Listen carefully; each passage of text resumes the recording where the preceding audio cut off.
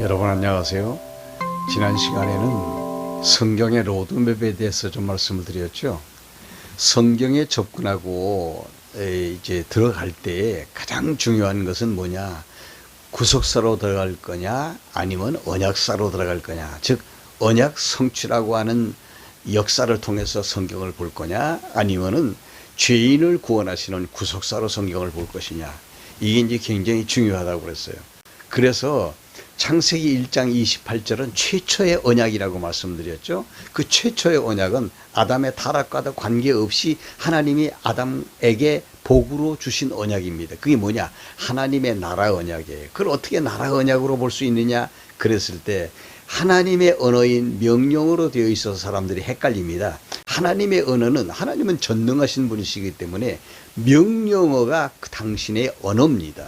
그렇기 때문에 생육하고 번성하고 충만하고 자손을 만들어 주겠다, 그리고 땅을 정복하게 해주겠다, 그리고 통치를 이루어 왕을 세워서 통치를 이루어 나라를 만들어 주겠다. 이것이 창세기 1장 28절의 언약의 내용이거든요. 이거를 문화를 창출하라고 하는 것으로 이해하면 큰일 납니다. 아름다운 문화를 창출하는 것이 뜻이었다고 한다면 인간은 타락해버렸기 때문에 타락한 인간의 탕자 문명을 인간이 만들어냈거든요. 그러니까 하나님의 뜻과는 별개의 인간의 타락이 나타나기 때문에 하나님은 뜻대로 안 되신 역사를 가지고 계신다. 하나님이 실패자가 되는 거죠. 그렇기 때문에 그렇게 보면 안 되고 여러분들이 이렇게 보셔야 됩니다.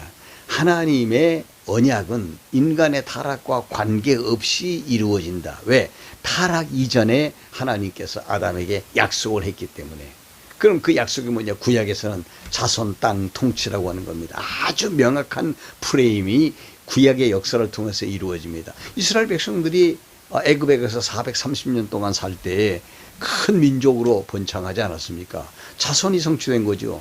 그리고 가나안 땅에 들어와서 이제 그들이 살면서 어떻게 합니까? 땅을 정복하죠.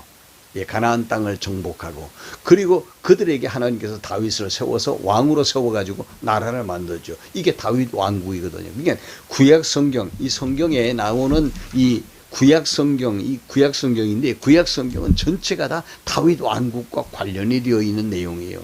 그럼 신약에 와서는 어떻게 되느냐? 또 이걸 얘기해야 되겠죠. 구약은 모형이고 신약은 실체가 되어야 됩니다. 그러면 다윗 왕국의 실체가 신약에서는 어떻게 나타나느냐, 그걸 보면 되겠죠. 예. 그래서 신약이 들어와서 예수 그리스도가 탄생하고 예수 그리스도가 하나님의 나라로 임하게 되는 겁니다.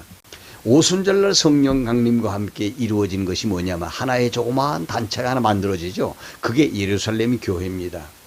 교회가 임했다, 이 땅에 생겼다, 그건 하나님의 나라에 대한 출발로 보는 것입니다. 제자들이 예수님 이 지상에 계실 때 이렇게 물었습니다. 예수님, 하나님의 나라가 이 땅에 어떻게 이루어집니까? 하나님의 나라가 어디에 있습니까? 하나님의 나라가 언제 옵니까?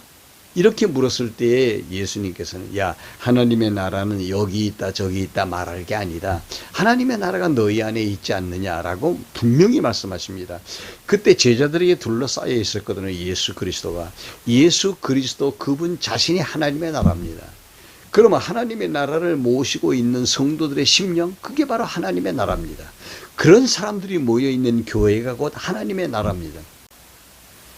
그래서 하나님의 나라는 그리스도 안에서 이루어지는데 그리스도 자신이 자손이 됩니다. 많은 당신의 자손들을 당신 안에 취급하거든요.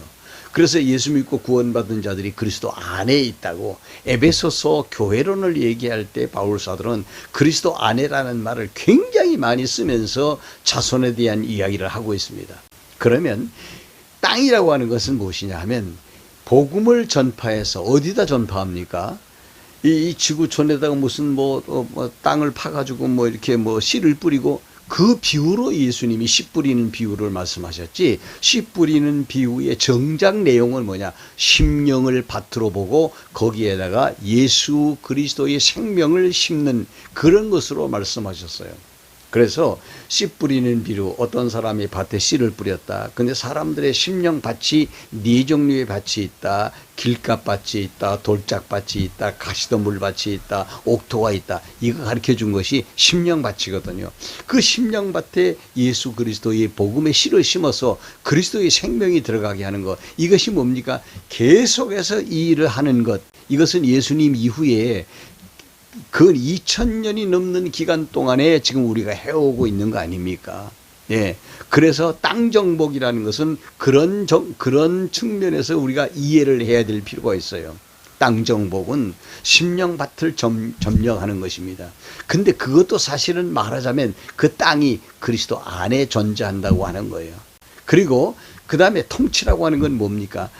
그래서 여기저기 예수 믿는 사람들이 모여서 집합을 이루고 단체를 그게 교회라고 한다면, 교회를 여기저기에 캠프를 세워서 그리스도가 교회의 머리가 돼서 통치하는 것입니다. 그게 통치가 이미 이루어지고 있는 거예요. 이미 통치가 실현되고 있는 겁니다. 왜? 교회의 머리가 그리스도이기 때문에.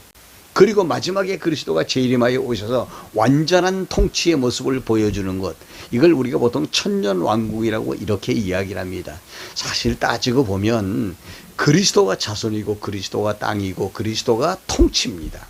그래서 신약에 와서는 자손 땅 통치를 논리적으로 구조적으로 프레임을 갖추어서 설명하는 것은 가능하지만, 그러나 영적으로 실제를 보았을 때는 그리스도는 자손이고 그리스도는 땅이고 그리스도는 통치다. 여기 있다 저기 있다 말할 수가 없다. 이건 영적으로 그리스도 자신이 구약의 모형이 성취된 영적인 나라 그 자체라고 하는 사실을 우리가 생각을 해 봐야 될 필요가 있습니다. 그러면 다음 시간에는 구체적으로 이 땅에 하나님의 나라가 구약에서는 어떻게 모형적으로 이루어졌고 신약에서는 구약의 모형에 대한 실체로 어떻게 이루어져 가고 있고 마지막에 이루어지는지, 그 구조적인 부분을 제가 네 번째 시간에서는 말씀을 드리려고 생각합니다. 여기까지 따라와 주신 여러분 대단히 감사합니다. 다음 시간에 또 뵙죠. 좋아요 버튼을 꼭 눌러주시기 바랍니다. 고맙습니다. 여러분 안녕히 계세요.